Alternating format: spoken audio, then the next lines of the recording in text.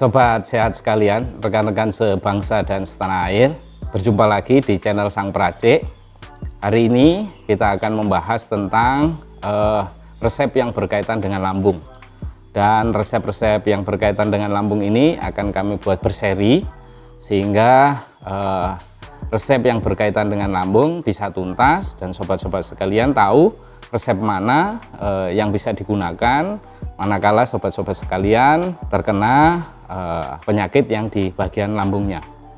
Nah, sebelum saya akan menyampaikan resep-resep tentang lambung, kami akan mengenalkan dulu, kami akan berbagi pengetahuan apa itu lambung, sehingga nanti pemahaman bisa utuh baik tentang organ kita lambung ini maupun tentang resepnya.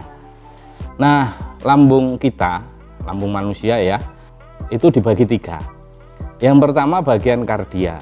Jadi kardia ini merupakan pintu masuk, ini bagian atas, merupakan pintu masuk makanan yang berasal dari kerongkongan. Setelah dicerna mekanik oleh gigi, kemudian melewati kerongkongan dan masuk ke lambung, itu bagian atas terlebih dahulu yang dinamakan kardia. Kemudian setelah melewati bagian lambung atas, yang bagian tengah disebut fundus. Nah, fundus ini merupakan tempat di mana gas-gas terakumulasi di dalamnya. Nah, di dalam fundus ini pula makanan yang belum bisa dicerna itu disimpan selama kurang lebih 1 jam. Nah, di dalam fundus inilah mulai asam lambung itu keluar, sehingga akan terjadi proses secara kimiawi. Kemudian agak turun ke bawah, bagian lambung yang ketiga itu namanya vilorus. Jadi vilorus ini lambung, bagian lambung yang paling bawah yang berdekatan dengan usus 12 jari. Nah, di dalam vilorus inilah mulai terjadi proses pencernaan makanan secara kimiawi. Nah, gambarnya seperti apa ini? Nah, supaya sobat-sobat sekalian bisa paham bagian lambung kita. Kemudian, apa itu fungsi lambung? Jadi fungsi lambung kita itu banyak. Yang pertama, fungsi lambung kita itu adalah sebagai penyimpan makanan. Jadi ini termasuk fungsi utama. Lambung kita ini luar biasa sekali sobat-sobat sehat sekalian. Jadi dalam keadaan kosong, lambung kita itu volumenya itu hanya kecil, 50 ml. Tapi karena lambung kita ini sangat fleksibel, lambung kita itu bisa mekar atau bisa melar ya, itu sampai 4 liter. Makanya sobat-sobat sekalian ada merasa aduh kekenyangan, sehingga memang lambung yang diciptakan oleh Tuhan ini luar biasa sekali. Jadi ketika kosong dia 50 ml, ketika diajak untuk maksimal dia bisa 4 liter. Nah, di dalam lambung ini makanan yang tersimpan berapa lama sih? Jadi menurut banyak riset, data yang kami baca kurang lebih 2-3 jam. Nah, oleh karena itu kadang-kadang sobat-sobat sehat sekalian, pagi sudah sarapan mungkin sekitar jam 7 jam 8, terus kemudian 2-3 jam berikutnya mungkin sebelum makan siang ya, itu sudah terasa lapar karena memang mungkin di dalam lambung sudah kosong. Jadi memang lambung ini menyimpan makanan 2-3 jam. Kemudian fungsi berikutnya mencerna makanan, jelas. Jadi lambung ini fungsi utamanya adalah mencerna makanan atau mencerna makanan tahap kedua. Jadi setelah mekanis dari mulut kita dikunyah oleh gigi, kemudian turun ke lambung, dan di dalam lambung inilah ada proses mencerna makanan secara kimiawi. Tetapi bukan hanya kimiawi saja. Jadi di lambung ini kita juga ada proses pencernaan secara mekanik. Kenapa? Karena mungkin kita yang suka ceroboh, makan yang tidak dikunyah dulu, terus kemudian masuk ke lambung dalam masih butiran-butiran besar. Di dalam lambung ini juga dicerna secara mekanik dan kemudian dilanjutkan dicerna secara kimiawi. Kemudian apalagi fungsi lambung? Berikutnya yang ketiga itu membunuh mikroorganisme. Saya sebut mikroorganisme ya karena campuran ada bakteri, ada jamur dan sebagainya lah. Itu yang berbahaya karena lambung itu memproduksi asam lambung, asam klorida ya, asam lambung kita itu HCl, asam klorida, yang memang fungsinya sangat penting. Yang salah satunya adalah membunuh mikroorganisme yang berbahaya atau organisme patogen yang tidak sengaja masuk berserta bersamaan dengan makanan. Kemudian berikutnya, fungsi lambung berikutnya adalah mengontrol hormon. Selain memproduksi enzim, lambung juga itu berperan untuk mengontrol hormon yang sangat penting dalam sistem pencernaan kita. Misalnya saja hormon gastrin dan hormon grelin. Nah, gastrin ini diproduksi oleh sel G yang terdapat di dinding lambung. Nah, hormon ini berfungsi untuk sekresi lambung secara terus-menerus.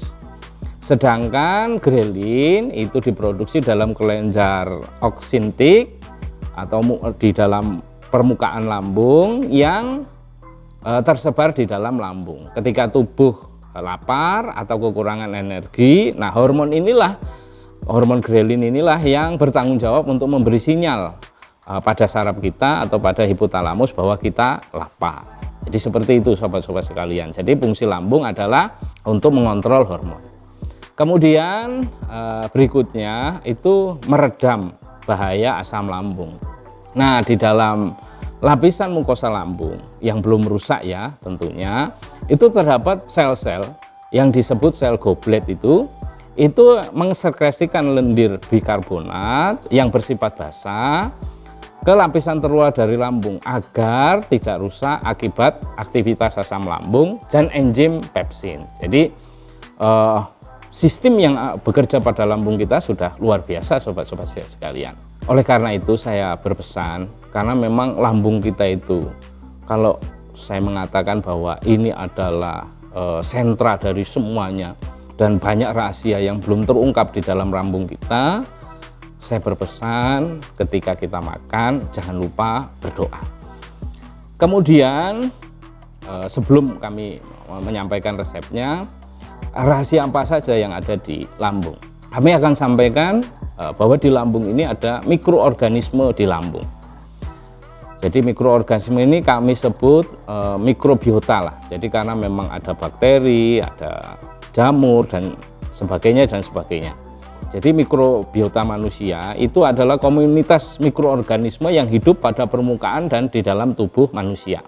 Nah, sekitar 70% mikroorganisme pada manusia itu berada pada saluran pencernaan, di mana usus atau kolon itu merupakan tempat yang paling banyak dihuni oleh mikroorganisme. Jadi sobat-sobat sekalian, ketika ekosistem mikroorganisme ini terganggu, ya mulailah kita akan bermasalah pada sistem pencernaan kita, terutama pada sistem lambung. Saya hanya ingin menyampaikan bahwa mikroorganisme yang di lambung kita itu lebih dari 1000 spesies mikroorganisme yang ada di tubuh kita, dan lebih dari 3 juta gen. Jadi 150 kali lipat lebih banyak daripada gen manusia. Jadi manakala kita tidak bisa menjaga keseimbangan mikroorganisme kita, banyak sekali sesuatu dampak buruk yang terjadi pada kita. Terus kemudian apa sih peran organisme ketika saya menyampaikan ini? Jadi organisme itu jelas ada yang jahat, ada yang baik. Nah, saya menyampaikan yang baik saja yang di saluran pencernaan. Yang pertama, jadi peran organisme yang baik yang ada di dalam saluran cerna kita, termasuk di lambung, itu berkompetisi. Jadi berkompetisi dengan bakteri yang jahat yang merugikan yang ada di sel yang ada di dinding saluran cerna itu, untuk mereka bisa dimatikan yang jahat itu tadi dengan yang baik. Peran mikroorganisme baik ini salah satunya adalah menghasilkan asam yang menyebabkan lingkungan saluran pencerna kita menjadi asam. Keadaan ini akan menghambat pertumbuhan bakteri merugikan. Nah, itulah yang salah satu peran mikroorganisme yang ada di saluran cerna. Kemudian apalagi mempertahankan kesehatan permukaan usus atau mukosa. Nah, sehingga Manakala ekosistem mikroorganisme yang ada di saluran cerna kita, baik di lambung maupun di usus itu sehat, ya kita akan mendapat feedback kesehatan kita. Dan yang luar biasanya sobat-sobat sekalian, fungsi mikroorganisme yang ada di lambung, di saluran cerna kita itu mengaktifasi sistem kekebalan tubuh. Kemudian apalagi membantu mengurai makanan di saluran cerna yang tidak bisa dihancurkan lambung, baik secara mekanik maupun secara kimiawi. Maka bakteri yang ada di usus kecil akan menyelesaikannya. Jadi luar biasa kan sobat-sobat sekalian, organ yang diciptakan oleh Tuhan ini dalam tubuh kita. Kemudian apalagi berikutnya membantu memproduksi vitamin B dan K. Nah, itulah peran mikroorganisme yang ada di lambung kita. Terus di mana sih sumber mikroorganisme kita bisa mendapatkan itu? Kita itu sejak lahir sudah, ya, penelitian yang ada itu sudah ada mikroorganisme yang ada di saluran cerna kita. Akhirnya dalam proses kita dewasa, membesar, itu menjadi terganggu karena kecerobohan-kecerobohan kita dalam menjaga pola hidup atau gaya hidup dalam makanan kita. Nah, sumber mikroorganisme itu banyak. Jadi apa yang kita konsumsi sebetulnya itu sumber dari mikroorganisme. Contoh misalnya ketika kita makan tahu, ketika kita makan tempe, ketika kita makan kedelai, ketika kita sayuran, nah itu kan sumber mikroorganisme. Makanya sobat-sobat sekalian, ketika sobat-sobat sekalian tidak doyan atau tidak suka makanan yang sayuran, ya jelas jumlah mikroorganisme yang baik yang ada di tubuh kita akan keganggu. Jadi kita akan masuk pada seri pertama, penyakit-penyakit yang timbul akibat gangguan pada sistem lambung kita.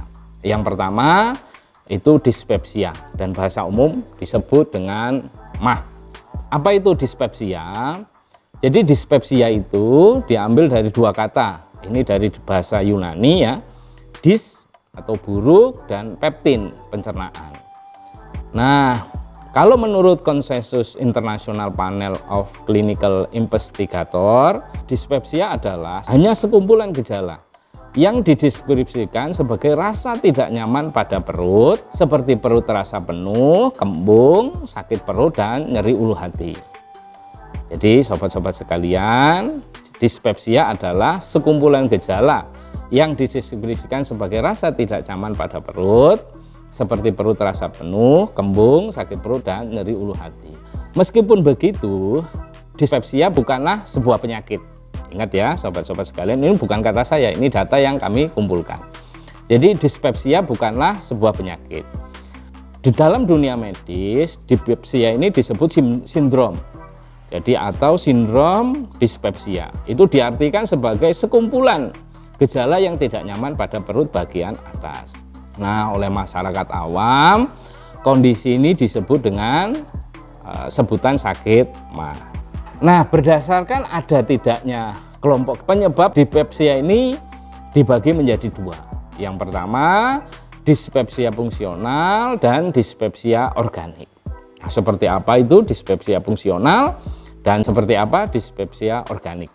Yang pertama, dispepsia fungsional itu terjadi apabila penyebab dispepsia tidak diketahui atau tidak didapati kelainan. Jadi setelah dilakukan pemeriksaan tidak ditemukan adanya kerusakan-kerusakan organik atau penyakit-penyakit sistemik.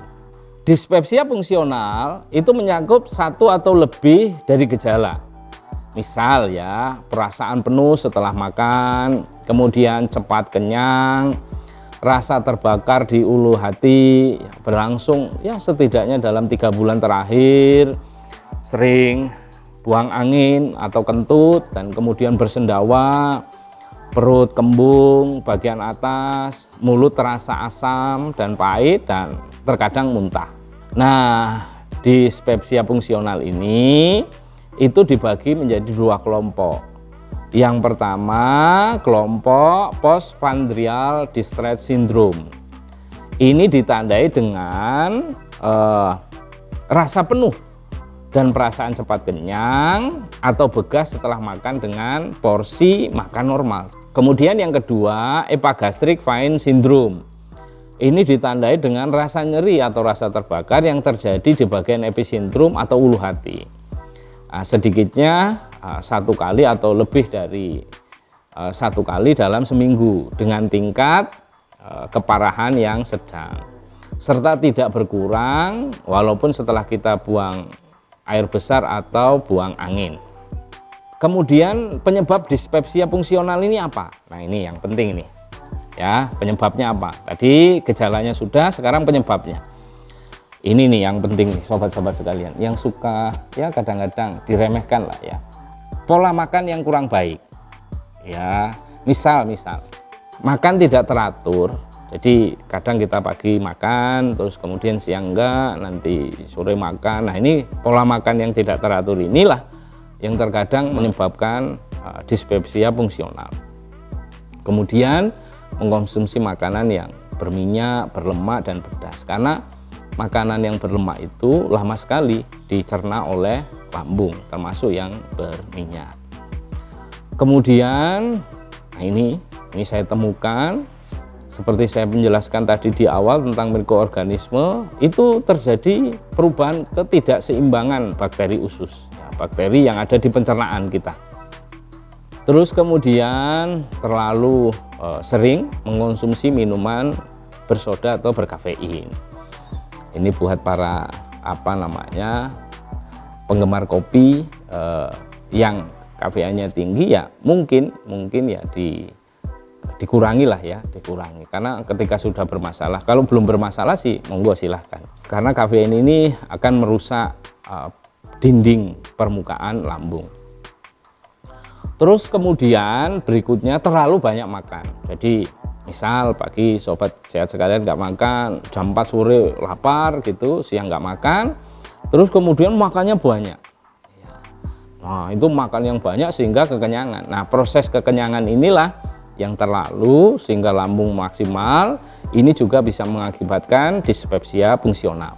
Terus kemudian makan terlalu cepat. Nah kita punya anjuran makan itu dikunyah. Ada yang 33 kali misalnya.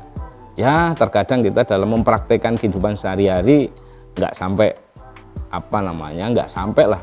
dikunyah 33 kali.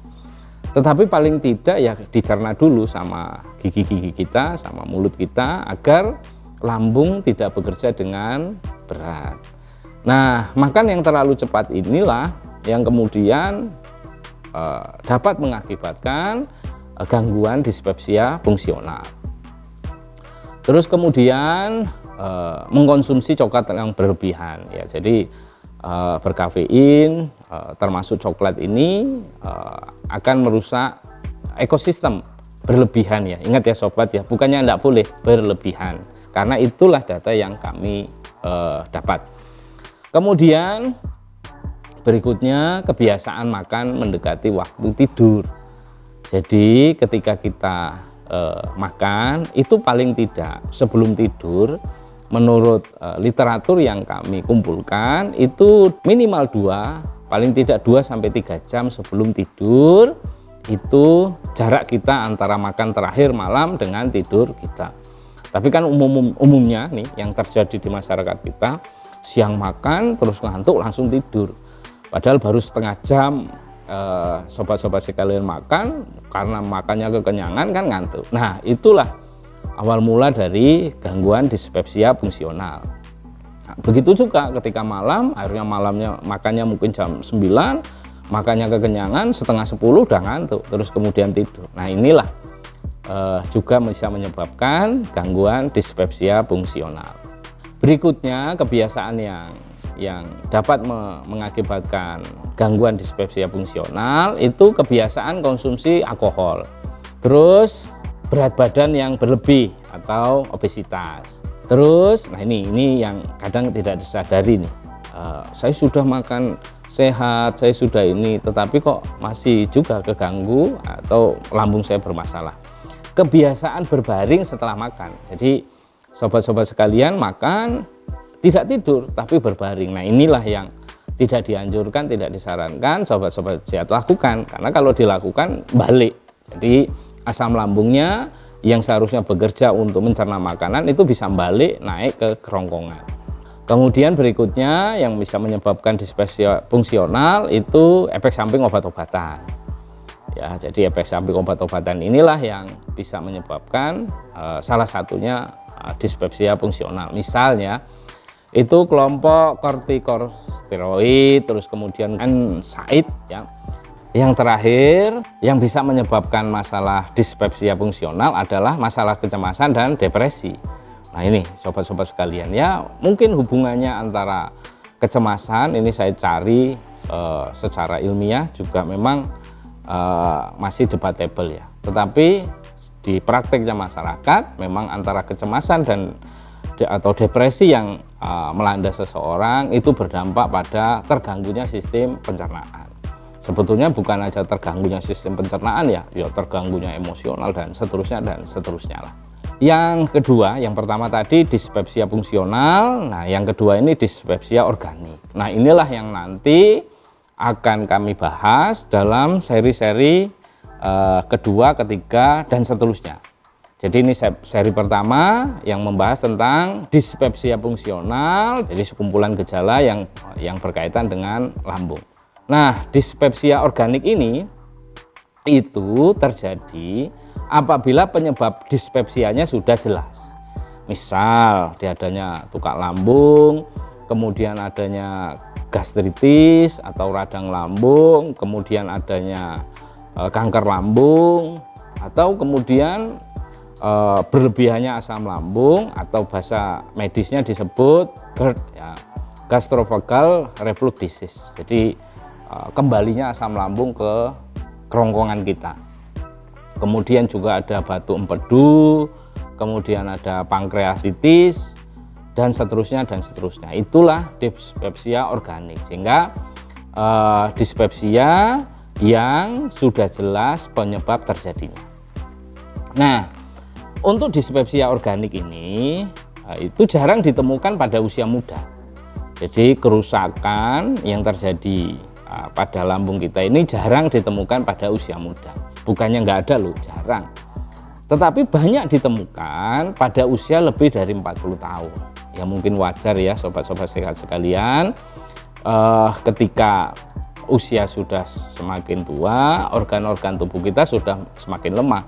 Apalagi kita ceroboh untuk tidak menjaganya. Ya semakin banyak trouble lah yang terjadi di saluran pencernaan kita, termasuk yang utama ada di lambung. Nah, komplikasi dispepsia ini apa sih? Nah, ya.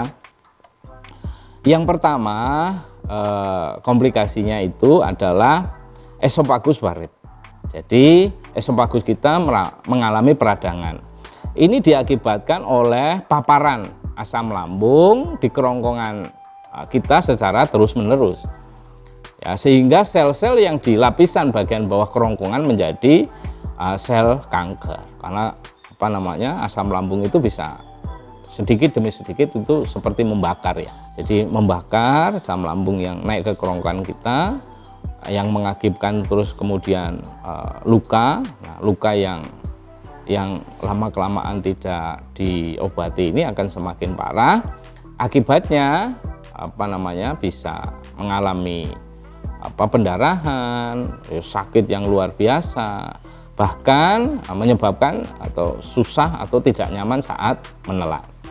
Kemudian yang kedua komplikasinya ini adalah stenosis pilorus. Nah, ini adalah iritasi jangka panjang pada lapisan sistem pencernaan kita. Jadi kalau kita tidak obati, luar biasa kerusakan semakin parah pada lambung kita. Makanya kami dahulukan ini resep yang berkaitan dengan lambung agar sobat-sobat sekalian itu bisa untuk segera mempraktekkan membuat sendiri di rumah.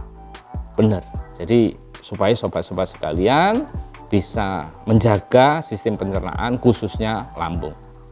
Nah, komplikasi yang stenosis pilorus ini itu iritasi jangka panjang. Bahkan pilorusnya itu menjadi parut atau menyempit. Akibatnya makanan tidak bisa dicerna dengan baik. Nah itu. Jadi vilorus itu yang lambung tadi, bagian-bagian dari lambung. Kemudian penyempitan esofagus. Nah, sobat-sobat sekalian, kalau kemudian masalah lambung ini tidak segera dicarikan solusi, kemudian akan penyempitan esofagus. Bahkan kita tidak bisa menelan makanan yang seharusnya bisa melewati esofagus. Jadi penyempitan esofagus atau kerongkongan kita ini ditandai dengan munculnya luka atau peradangan pada bagian bawah kerongkongan kita tadi akibat kenaikan asam lambung. Nah, selain kerongkongan, lapisan sensitif lambung alias mukosa juga mengalami iritasi. Jadi di lambungnya iritasi, di kerongkongan kita juga iritasi. Iritasi ini bisa mempengaruhi kondisi kerongkongan kita dan mengakibatkan terbentuknya jaringan parut. Nah, jaringan parut ini itu adalah awal terjadinya kanker, baik di tenggorokan maupun baik di lambung kita. Nah, jaringan parut ini pada akhirnya mengganggu proses masuknya makanan di dalam tubuh kita, karena akan membuat saluran esofagus kita menjadi menyempit. Kalau sobat-sobat sehat sekalian bingung ya, saya ini kena dispepsia fungsional atau organik, ya sobat-sobat sekalian harus ke rumah sakit atau ke dokter untuk memeriksakan itu. Nah, biasanya apa saja sih yang diperiksa? Ya, nanti darahnya diambil, terus kemudian pemeriksaan napas, pemeriksaan kotoran, kemudian ada CT scan, ada X-ray, bahkan ada endoskopi. Nah, itulah proses-proses sobat-sobat sekalian untuk mengetahui penyakit apa yang persis terjadi pada lambung sobat-sobat sekalian. Nah, sekali lagi, kenapa ini kami dahulukan? Karena berdasarkan data orang Indonesia, 67% itu bermasalah pada lambung. Nah, terutama kaum ibu-ibu nih. Jadi memang cenderung lebih banyak kaum ibu-ibu. Saya tidak tahu apakah karena pengen kurus sehingga makan menahan-nahan makan yang seharusnya makan sehingga lambung menjadi masalah. Nah, oleh karena itu buat remaja putri dan ibu-ibu, seri tentang lambung ini sangat-sangat bermanfaat. Mari ikuti terus seri ini agar persoalan tentang lambung sobat-sobat sehat sekalian bisa tuntas. Nah, resep jamunya yang akan kita bahas pada seri pertama ini adalah yang berkaitan dengan resep jamu untuk dispepsia fungsional. Ya, jadi ini bukan untuk dispepsia organik. Kalau nanti yang organik akan ada seri-seri berikutnya. Untuk yang satu video dengan kami menjelaskan untuk lambung ini adalah resep jamu untuk dispepsia fungsional. Kami akan sampaikan dulu teorinya, kemudian kita akan praktekkan ya cara membuat jamunya. Mudah sobat-sobat sekalian. Nah, resep yang kami sampaikan ini untuk penderita dispepsia fungsional itu yang ringan.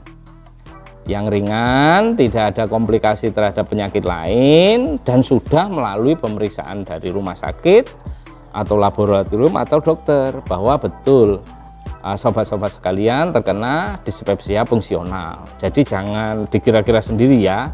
Pesan saya, dilakukan pemeriksaan supaya nanti jamunya bisa pas. Resep yang kami sampaikan itu bisa pas.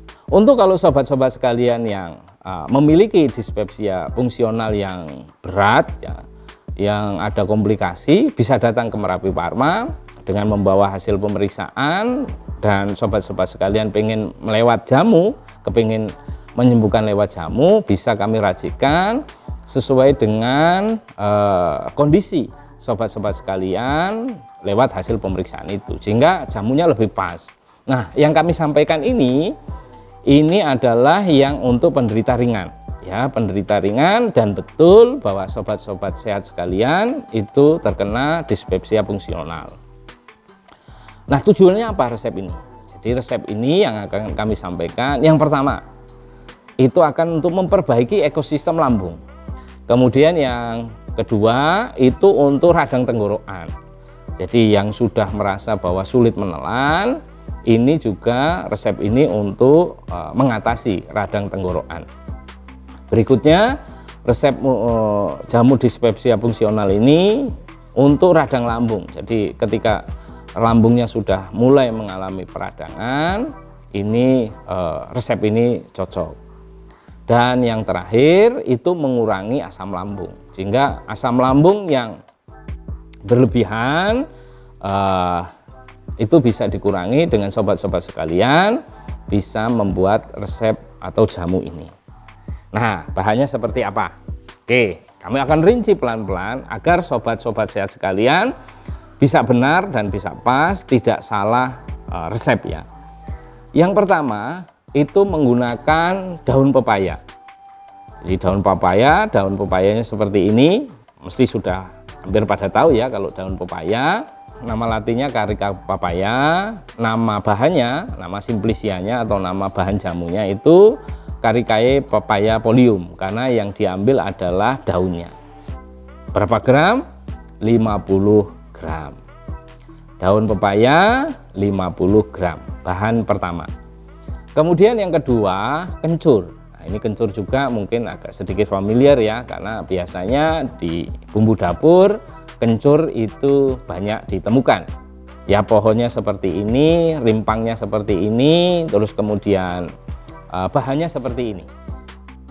Nama latinnya Kaempferia galanga, nama simplicianya atau nama bahan jamunya Kaempferia rhizoma, karena yang diambil adalah umbinya atau rhizome. Itu sebanyak 50 gram. Berikutnya temu ireng. Nah, ini jarang ditemukan oleh sobat-sobat sehat sekalian. Pohonnya seperti ini, rimpangnya seperti ini ya, supaya bahan jamunya juga ya, kalau sudah siap atau yang kering seperti ini. Nama latinnya Curcuma aeruginosa, itu sebanyak 60 gram ya, temu ireng sebanyak 60 gram. Nah, nama bahan jamunya atau nama simplicianya Curcuma aeruginosae rhizoma.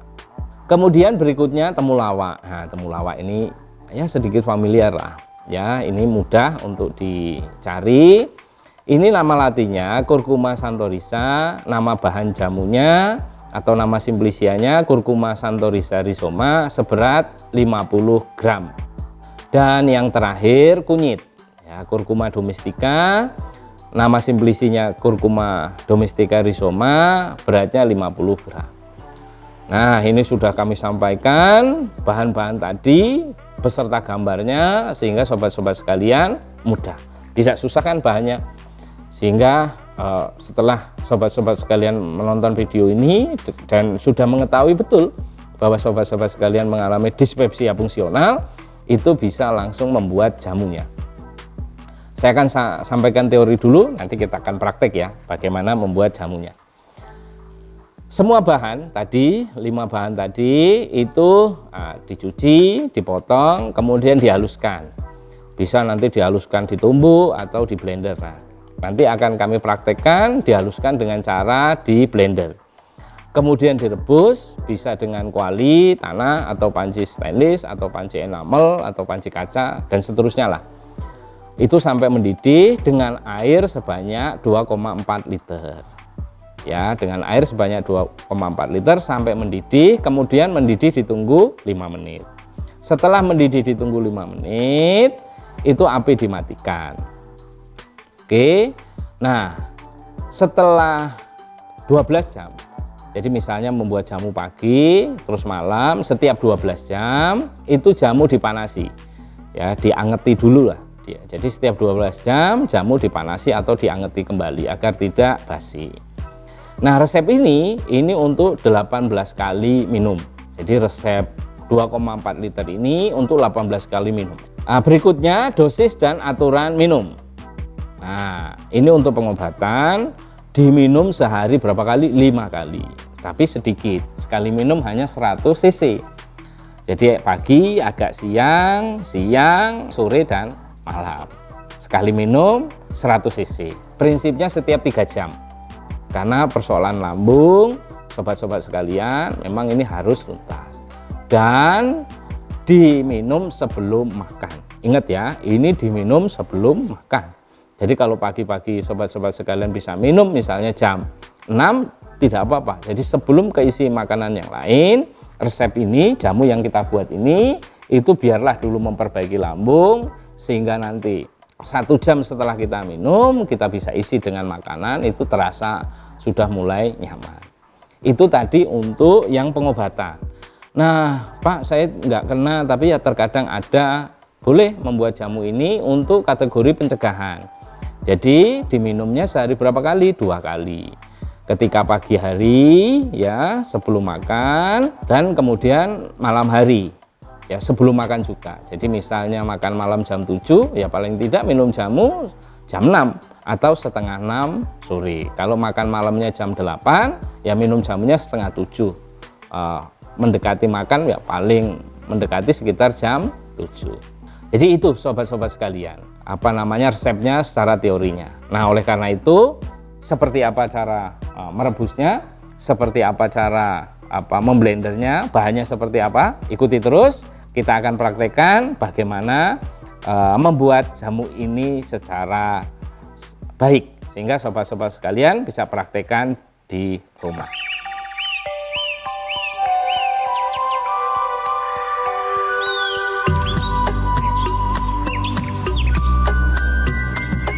Sobat sehat sekalian, sekarang kita akan mempraktekkan resep jamu untuk dispepsia fungsional yang ringan. Bahan-bahannya sudah kami siapkan. Yang pertama daun pepaya, ya ini daun pepaya sudah kami keringkan sebanyak 50 gram. Kemudian berikutnya kencur, ya kencur 50 gram. Kemudian berikutnya temu ireng, ya temu ireng 60 gram. Kemudian temulawak 50 gram, dan terakhir kunyit 50 gram. Nah, bahan-bahan ini harus dihaluskan dulu. Jadi sobat-sobat sekalian bisa di blender dan atau ditumbuk. Nah, hari ini kita akan mempraktekkan dengan cara di blender. Nah, bahan-bahan ini yang pertama, yang tentunya yang rimpang, ya kalau bahasa sehari-hari empon-empon, ini kita kecilkan dulu ukurannya agar mudah untuk di blender. Kita kecilkan, ya semua kita kecilkan. Oke, ini sudah dicuci ya sobat-sobat sehat sekalian ya. Kalau sobat-sobat sehat sekalian, dikupas enggak Pak? Asal cucinya bersih, nggak perlu dikupas, karena kulit yang ada di rimpangan empon-empon ini, ya di rimpang ini juga berkhasiat dan sangat bermanfaat. Jadi sekali lagi tidak perlu dikupas, asal dicuci bersih. Oke, cukup dikecilkan saja. Nah, cukup dikecilkan, nanti akan dilembutkan dengan di blender. Nah, terus kemudian, nah ini biasa blender untuk memblender jamu ya, warnanya agak kekuning-kuningan, sobat-sobat sehat sekalian. Oke, kami siapkan bahan-bahan yang sudah dirajang ini, ya, yang ada di rajang ini kami masukkan, ya. Oke, tadi kencur, terus kemudian temu ireng, sama temu ireng sudah dicuci bersih. Sobat-sobat sekalian, tidak perlu dikupas, dicuci bersih saja sudah cukup. Ya, kita kecilkan juga temu irengnya. Oke. Oke. Nah, ini temu ireng ini ada sedikit hitam.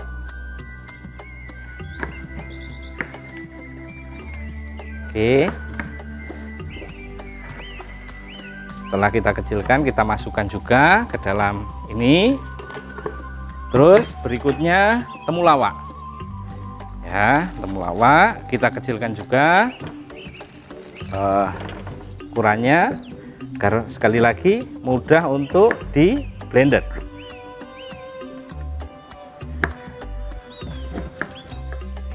Oke, kita kecilkan dulu. Nah, setelah itu kita masukkan. Nah, berikutnya kunir, ya.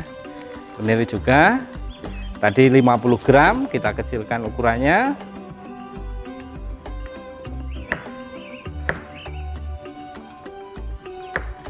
Oke. Yang penting kecil ya, sobat-sobat sekalian. Ini juga nggak perlu dikupas, cukup dicuci bersih. kita masukkan. Kita masukkan. Terus karena kita menggunakan daun pepaya, jadi resep tadi, mohon maaf ya sobat-sobat sekalian, itu untuk daun pepaya basah yang 50 gram. Jadi kalau untuk kering paling tidak menggunakan daun pepaya itu 20 gram. Jadi ini daun pepaya 20 gram. Kalau basah 50 gram, kalau kering 20 gram. Oke, ini daun pepaya yang 20 gram. Nah, ini apa ikut di blender? Tidak usah. Karena ini bisa langsung nanti dimasukkan dalam proses perebusan. Dah, airnya berapa tadi? 2,4 liter. Kita ambil sedikit untuk membantu memblender. Ya, paling tidak 200 cc lah. Ya, ini kami siapkan dulu airnya. Dah, airnya ini menggunakan air 200 cc. Sehingga nanti untuk merebus masih ada 2,2 liter. Ya, 2200 cc. Oke. Sekarang kita blender terlebih dahulu.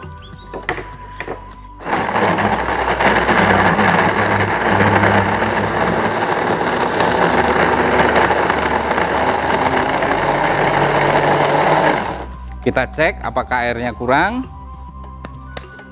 Nah, sepertinya butuh sobat-sobat sekalian, kita tambah lagi 200 mili. Ya. Air mentah atau matang, Pak? Air mentah, karena ini kan akan direbus kembali. Oke. Kita tambah.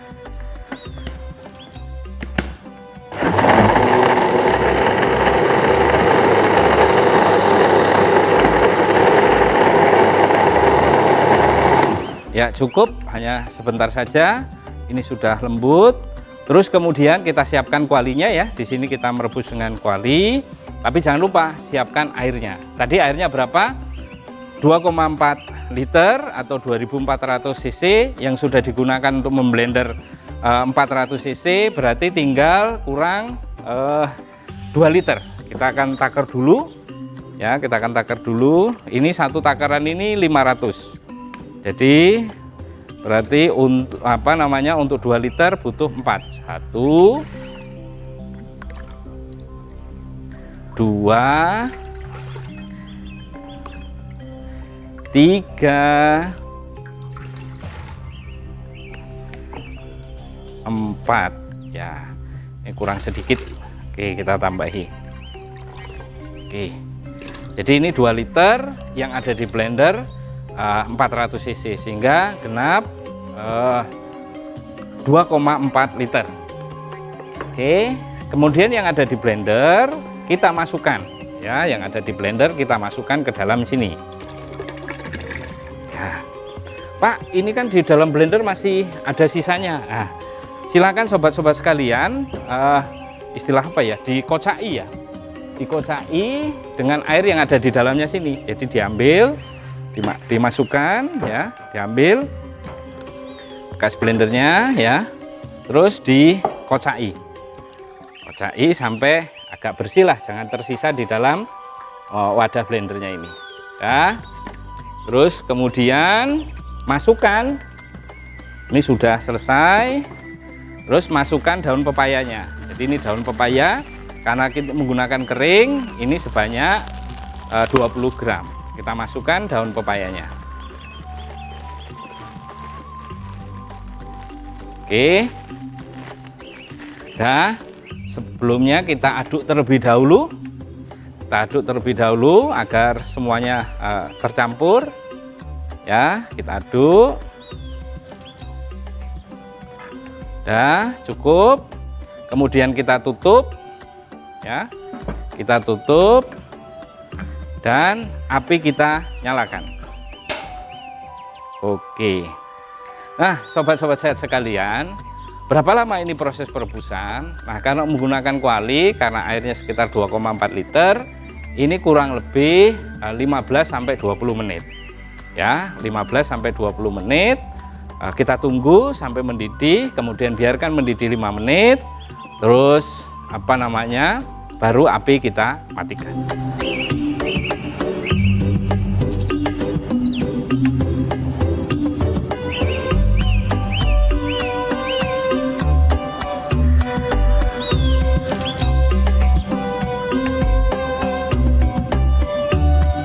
sudah 20 menit, sobat sehat sekalian. Apa kita lihat apakah sudah mendidih? Kita lihat. Sudah mendidih sobat sehat sekalian. Kita aduk ya. Kita aduk dan tutupnya tetap kita buka. Kita tunggu mendidih 5 menit. Oke, kita tunggu mendidih 5 menit. Nah, sobat sehat sekalian, jadi jamu ini perpaduan antara resep kuno yang saya temukan dalam perjalanan saya belajar jamu di dalam riset-riset modern, sehingga ini yang terbaik yang saya berikan untuk sobat-sobat sehat sekalian. Tetapi dengan catatan ya, periksakan dulu apakah betul sobat sehat sekalian terkena dispepsia fungsional, karena ini khusus untuk dispepsia fungsional yang ringan, yang belum ada komplikasi penyakit lain atau terlalu berat. Kalau yang ada komplikasi atau yang berat, sobat-sobat sehat sekalian bisa datang ke Merapi Pharma. Nanti di sini bisa diracikan jamu sesuai dengan kondisi fakta penyakit yang dispepsia yang sobat sehat sekalian derita. Baik, ini sudah 5 menit. Ya, sudah 5 menit. Terus kemudian api kita matikan. Oke. Dan ingat, sekali minum itu 100 cc. Dan diminum sebelum makan ya, saya wanti-wanti diminum sebelum makan. Kenapa? Karena ketika lambung kosong, jamu ini akan bekerja secara maksimal, dan ketika lambung kita berisi, jamu ini bekerja menjadi kurang maksimal. Jadi pagi minum sebelum makan, terus kemudian 1 jam setelah minum jamu bisa diisi makanan, kemudian biarkan kosong lagi untuk minum yang kedua ya 3 jam ya. Jadi di tengah-tengah ini sobat-sobat sehat sekalian bisa diisi oleh makanan. Setelah itu minum lagi dalam kondisi sudah agak kosong, kemudian nanti berikutnya seperti itu. Nah, kita siapkan ini saringan dan gelasnya, kita ambil 100 cc. Nah, 100 cc seperti apa sih Pak? Oke, 100 cc itu seperti ini ya, kita ambil.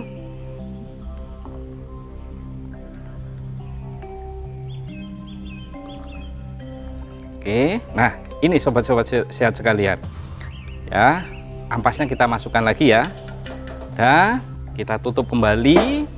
Dan ingat, misalnya ini pagi hari, setiap 12 jam, jadi di malam hari jamunya dipanasi. Nah, ini sobat-sobat sehat sekalian, ini 100 cc ya, ini gelas, kalau di sini namanya gelas belimbing ya, ini kurang lebih 200 cc, jadi separuh gelas ini. Nah Pak, kan rasanya pahit, segala macam. Ya berepot-repot sedikit lah. Kalaupun harus terpaksa dikasih madu, tapi tidak usah banyak-banyak, 1 sendok saja. Ya, diberi madu di jamunya ini 1 sendok, diaduk, terus kemudian nunggu hangat ya. Sobat-sobat sehat sekalian bisa diminum.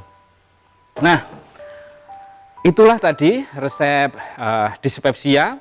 Sudah kami berikan apa itu penyakitnya ya. Kami awali dengan menerangkan lambungnya, karena ini adalah bagian pertama dari seri untuk lambung. Kami mengawali dengan dispepsia atau emah dalam bahasa sehari-hari di masyarakat. Terus kemudian bahan jamunya seperti apa, sudah kami berikan, resepnya seperti apa juga sudah komplit, dan cara merebusnya juga sobat sekalian juga sudah saya berikan. Dosis dan aturan minumnya juga sudah. Nah, ikuti terus seri-seri tentang resep lambung.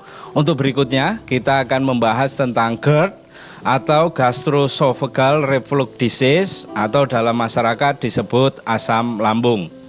Dan sebagai penutup, kami akan berikan pantun kepada sobat sehat sekalian. Negara sing luar biasa kuwi adalah Indonesia. Ayo cintai lan jogo Indonesia. Nek purun bebas saking dispepsia, ayo konco damel jamu daun pepaya.